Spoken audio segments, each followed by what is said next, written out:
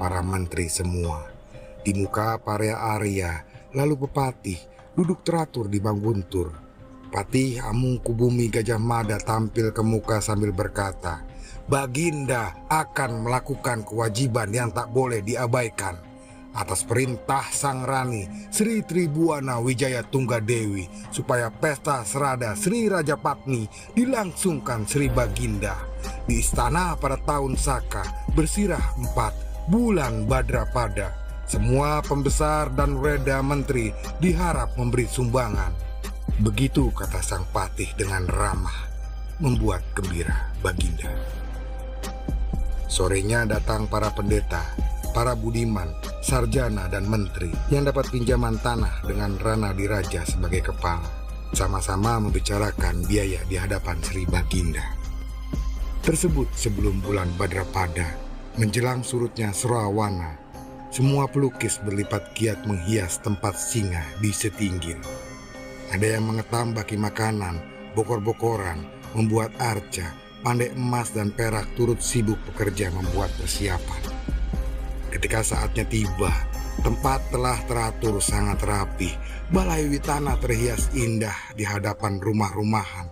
Satu di antaranya berkaki batu karang, bertiang merah, indah dipandang. Semua menghadap ke arah tahta Baginda. Barat, Mandapa dihiasi janur rumbai tempat duduk para raja. Utara, Serambi dihiasi berlapis ke timur, tempat duduk para istri, pembesar, menteri. Sketsa mempermudah dalam mempelajari dan memahami sejarah.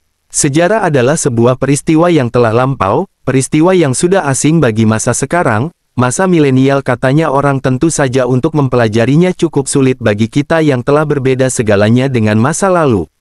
Salah satu upaya mempermudah dan membuat kita seolah-olah bisa membayangkan masa lalu adalah membuat sketsa ilustrasi tentang peristiwa atau berbagai bentuk yang mewakili masa lalu, contohnya sketsa tentang bangunan klasik, gapura, pendopo atau perkotaan klasik, juga tokoh-tokoh sejarah, pernak-pernik aksesoris klasik misal pusaka, perhiasan maupun pakaian klasik.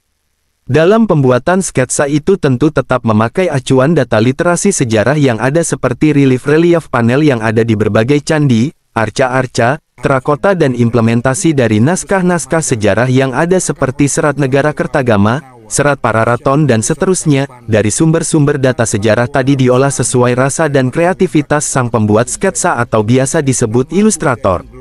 Karena sifatnya hanya untuk mempermudah dan membuat seolah-olah seperti kembali ke masa lalu, tentu karya sketsa atau ilustrasi bukanlah sesuatu yang valid atau sebuah rekonstruksi sejarah, karena memang bukan begitu tujuannya. Untuk rekonstruksi sejarah tentunya membutuhkan berbagai riset yang rumit dari berbagai unsur dalam mengungkap sejarah mulai dari arkeologi, historiografi, antropologi, filologi dan lain-lainnya. Dalam upaya memperkenalkan sejarah lewat sketsa ilustrasi, penulis telah memulai karya-karyanya lewat YouTube Garda Wilwatikta, serta bekerja sama dengan channel Arkeovlog dengan menampilkan proses pembuatan sketsa ilustrasi tentang sejarah. Semoga bermanfaat.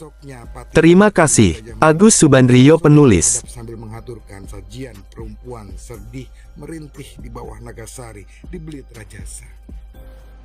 Menteri, Arya, bupati, pembesar desa pun turut mengaturkan persajian.